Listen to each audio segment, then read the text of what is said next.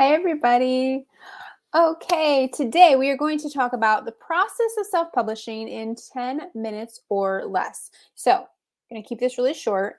Probably won't cover all of the things, but we're going to give you an overview, and it's a good place to start. So, let's get going because we only have 10 minutes. All right, so the first thing is when you have the idea for a book, that's the first thing that's required. So, first thing, idea for a book. Number one. So you either at that point start with an outline if you are a plotter or you like to outline, so somewhere on that plotting spectrum, or you just start writing. And so you can avoid that step. Number two is drafting, which is basically the writing process where you get the story on the page. This can be as simple as pulling up some sort of word processor on your computer, typing it out. Google Docs is good for some people. Whatever's on your whatever comes with your computer is great. Whatever it is, if you want to do it by hand, you can do that too. My hands would cramp, but I think better than typing anyway. So however you want to do it, just get it on the page. Number three is editing. So this is tons of drafts. This can take sometimes longer than the drafting process, depending on what your personal process is. If you are a pantser and did not outline, a lot of your outlining and making sure all the story elements are strong is going to be in this editing process. So this can cover a lot of time. It can cover a lot of drafts. If it doesn't, there might be an issue.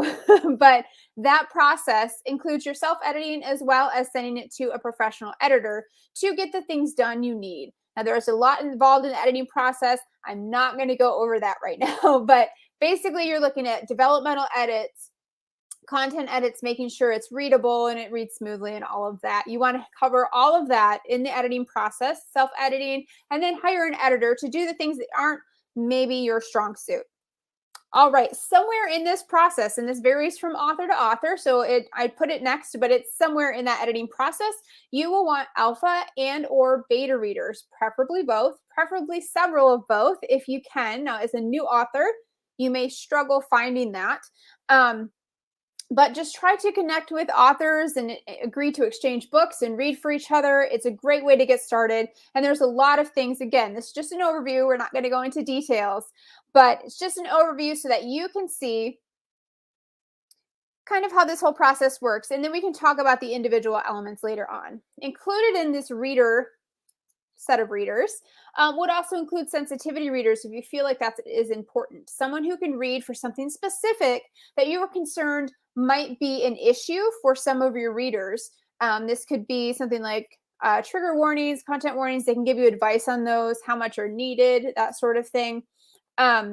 Sensitivity readers could also be if you are dealing with a character with a certain disability or like an LGBTQ plus character or just anything that could potentially offend a certain group of people.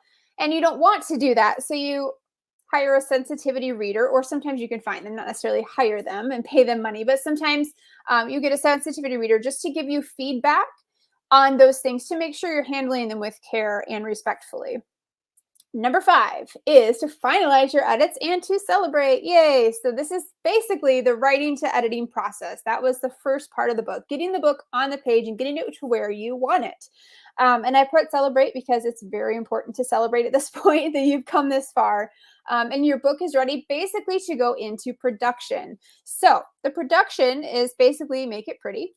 That's what I'm calling it. Number 6 is getting a cover designer. Now you can book your cover designer as early as possible if you would like. I definitely recommend that. For me, I'm not sure how long my edits are always going to take, so I wait until I feel like I'm getting closer to the end of my edits before I hire my cover designer to make sure that everything is solid. Number 7 is to write your front and back matter and also start writing your marketing copy, specifically your book blurb. So the little thing that goes in the back of the book goes in your Amazon description. All of those things are going to be involved in that. And you want to make sure that that stuff is solid. You need your front and back matter in your book to know your final word count for your final page count for your cover designer. So front and back matter, briefly, is going to be a very, the title page and the copyright page at the front. There's other things you could put, like a dedication usually is there, maybe a table of contents. any kind of author's notes, that kind of stuff will go at the beginning. So I've seen some authors actually will use their, will put their book blurb at the beginning as well. And that's helpful if someone maybe, if it's a free book that they maybe don't have access to, a back cover or a description on Amazon. So it's helpful for that as well, so that they can get a sense for the book if they want to read it, happen to just show up in their Kindle because they downloaded it free, something like that. So that can be beneficial. Back cover is going to include, you know, a request for reviews, probably your acknowledgments, an author bio. And there's no really prescriptive thing. You do need a copyright page, but other than that, and a title page, but other than that, there's just kind of what you want to include. Other books by this author would probably be in the back. I mentioned this, but a review request, you definitely want to make sure that's there. If it's part of a series, you want to make them excited for the next book. So something about that as well. If it's out, you can give them a link to the next book. So there's a lot front and back matter that you need to think about. Okay, and I don't have my timer up here because this is, you know, we're at 6 minutes. Okay, so 6 minutes. All right, we're going to wrap this up. Keep it going. Number 8 is format the interior. You want to make sure that your interior is solid. You want to look and see all of the different like chapter headers, make it pretty. You want to make the formatting beautiful. You do need to format it for your paper book and your ebook. So you want to make sure that you have both of those taken care of. So that's important. But once you format your interior, number 9 is to send your interior specs to your cover designer, because they will be doing the full wrap for the paperback. It's not as important that they have a page count for the ebook version, obviously, because that's flowable. The page count will change. But the paper rack, you definitely want to have a page count to your cover designer so that they can, you know, you tell them the size of your cover that you want, so that they can design it to that size, and then they know what the spine width is, and the page count comes from that. Number 10, and now that we've like fully had our book put together and it's all produced and it's beautiful, the make it pretty phase, now we're going into the marketing release phase. So you're going to want to announce your release date. You want to announce your blurb and put that out.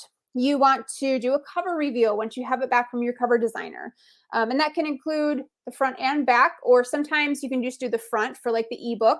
And then especially if there's maybe a delay of getting the cover wrap from your designer. And when I say wrap, I'm talking about the full paperback wrap, the front and back and the spine. 12, you want to collect ARC readers. So 11 was the cover reveal. 12 is collecting ARC readers and sending out ARCs. ARC stands for Advanced Release Copy or Advanced Reader Copy. And those are books, typically free copies that you send out to people who will be reviewers. Now, you can't pay someone to review your book, but you can ask that, you know, and in exchange for this, I would appreciate a review, an honest review. Of course, you want an honest review. And then encourage them along the process leading up to release date, that once they've reviewed it, once they've read the book, if they, you know, just ask them nicely, would you please review? Just give them reminders. 13 is pre-order setup. Now this can go somewhere in this process. A lot of people like to do a pre-order with their cover reveal so that, you know, as people get excited about it, they want to order it. It's available for them. Perfect time to do that. Number 14 is release day. Yay. And there's not really any prescriptive numbers of these. This is just what I spitballed here. So 14 is the release day. There's a lot of hype. There's a lot of marketing that comes in going up to release day. But then number 15, I did want to mention, is the post-release marketing. You still got to talk about your book after it's released, because now people can buy it. They can get excited about it. They can actually read it. And there's actually probably more people that are starting to read it at that point. So it's sometimes you forget about it because everything leads up to release day, then you stop. But it's really important to remember, got to do that post marketing as well. All right. So how did I do? It is 9 minutes. Look at that. Okay. 10 minutes or less. Perfect. All right. Well, thank you guys so much for watching. Yes. You see, I'm trying to manage a couple things here, but anyway, thank you so much for watching. It was a lot of fun spitballing through that whole process. Hope it was helpful and give you kind of like, okay, well, we do have time for one quick question. How do you suggest timing the cover reveal? I would suggest you need to go according to your genre. So see what other people in your genre are doing, because some move more quickly than others. 3 months might be a good fit for some people who are doing more of like the thriller type side. The romance might be a little bit shorter. So I would just look at your genre. All right. Thank you guys so much. I will talk to you soon. Bye.